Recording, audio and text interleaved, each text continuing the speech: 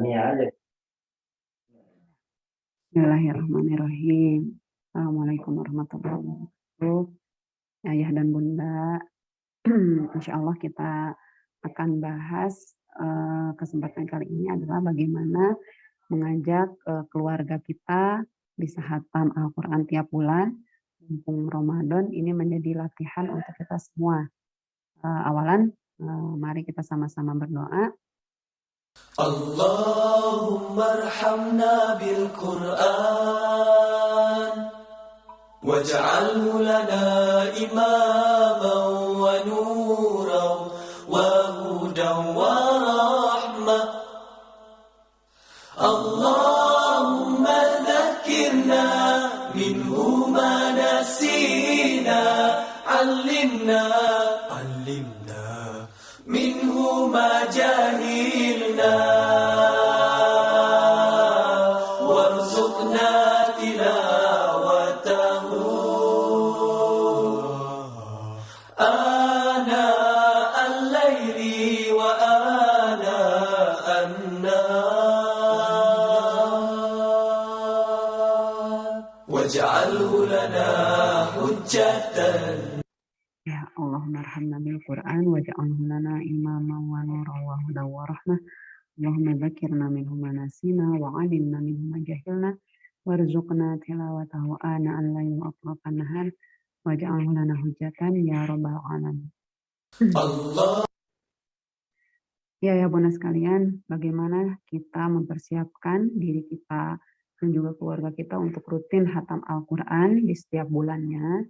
Bermula mungkin sekarang mumpung lagi Ramadan, kita menyiapkan hal itu di bulan Ramadan ini.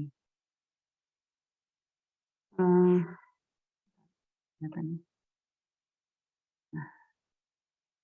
apa itu keluarga gitu ya? Keluarga adalah unit terkecil dari masyarakat ya. Jadi kita di dalam keluarga kita itu merupakan unit terkecil dari masyarakat yang terdiri dari kepala keluarga, ya, kepala keluarga dan beberapa orang yang berkumpul di suatu tempat gitu ya dalam keadaan saling ketergantungan. Jadi satu sama lain ini ada saling ketergantungan dan itulah yang dinamakan keluarga menurut Undang-Undang Nomor 52 Tahun 2009. Keluarga juga secara khusus Allah ingatkan ya kepada kita di dalam firman-Nya Quran surat At-Tahrim ayat 6 ya. Nah. Hai orang-orang yang beriman, peliharalah dirimu dan keluargamu dari api neraka yang bahan bakarnya adalah manusia dan batu. Nah, di sini ayah dan bunda sekalian khusus diingatkan, kita diminta Allah gitu ya, diperintahkan Allah untuk memelihara diri kita sendiri dan juga keluarga kita dari api neraka. Dan salah satu cara untuk kita memelihara diri kita dan keluarga kita dari api neraka adalah dengan mendekatkan diri kita dan keluarga kepada Al-Quran. Nah, ayah bunda mungkin sudah sering mendengar keutamaan-keutamaan Al-Quran ya. Saya sampaikan beberapa hal. Yang pertama bahwa Rasulullah SAW bersabda, didiklah anak-anakmu atas 3 hal, yaitu mencintai nabimu, mencintai keluarganya, dan mencintai membaca Al-Quran. Kenapa? Karena sebab orang yang mengamalkan Al-Quran nanti akan mendapatkan naungan Allah. Jadi diminta untuk mencintai membaca Al-Quran. Kenapa? Karena membaca Al-Quran adalah pintu gerbangnya agar kita bisa mengamalkan Al-Quran. Pintu gerbang agar kita bisa mencintai Al-Quran awalnya adalah dari membaca Al-Quran. Inilah keutamaan Al-Quran, yaitu mendapatkan naungan dari Allah Subhanahu wa taala dikala tidak ada naungan lagi gitu ya, kecuali dari Allah Subhanahu wa taala. Ini keutamaan yang pertama. Keutamaan yang Al-Quran yang kedua adalah Al-Quran akan memberi syafaat gitu ya, pertolongan di hari kiamat kepada sahabatnya.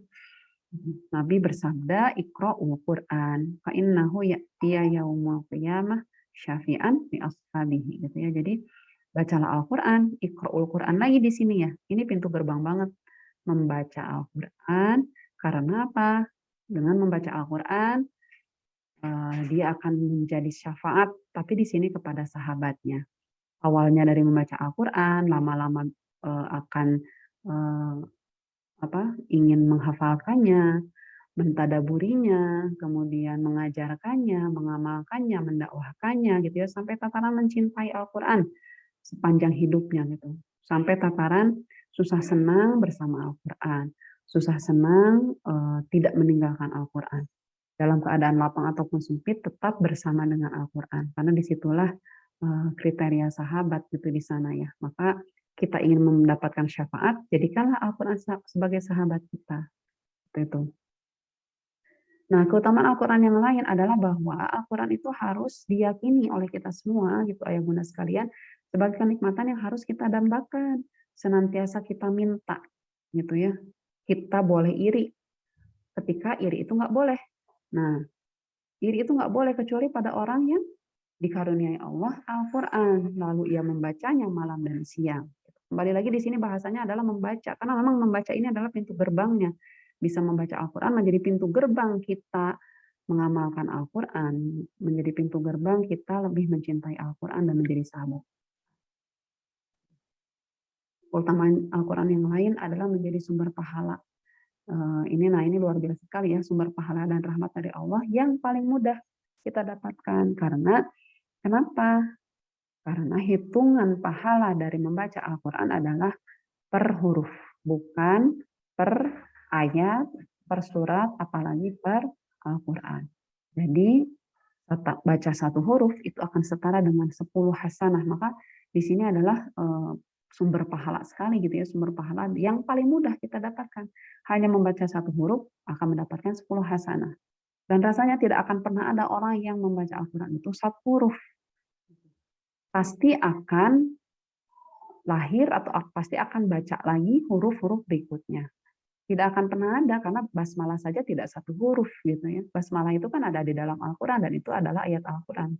Basmalah saja 19 huruf.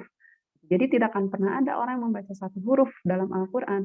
Tapi Masya Allah bagaimana sumber pahala paling mudah itu memang kita dapatkan dari baca Al-Quran ini. Luar biasa memang ya Al-Quran ini. Segala sesuatu yang bersama Al-Quran itu menjadi mulia. Bulan yang di sana diturunkan ayat suci Al-Quran, bulan itu menjadi mulia, yaitu bulan Ramadan. Malam yang di sana diturunkan Al-Quran itu menjadi malam yang mulia, yaitu malam atau Lailatul Qadar. Itu adalah malam yang mulia gitu ya. Nabi, Rasul yang kemudian diturunkan wahyu kepadanya Al-Quran itu menjadi paling mulia juga. Siapa itu? Rasulullah Muhammad SAW. Segala sesuatu yang berkaitan dengan Al-Quran itu akan menjadi mulia. Dan karena apa? Karena ini ya, mendapatkan pahala dan mendapatkan rahmat dari Allah yang paling mudah adalah dengan Al-Quran ini. Nah, setelah tadi kita mengetahui keutamaan Al-Quran secara umum, bahwa begitu nikmatnya ketika kita dekat dengan Al-Quran, ya kita akan mendapatkan naungan dari Allah, kita akan mendapatkan syafaat gitu ya dari Al-Quran, penolong di hari kiamat nanti. Kemudian kita akan mendapatkan kebaikan yang mudah gitu ya dari Al-Quran. Maka mari kita simak apa sih keutamaan khatam Al-Quran gitu ya. Dari Ibnu Abbas radhiyallahu an, beliau mengatakan ada seseorang yang bertanya kepada Rasulullah sallallahu alaihi wasallam, "Wahai Rasulullah, amalan apakah yang paling dicintai Allah?"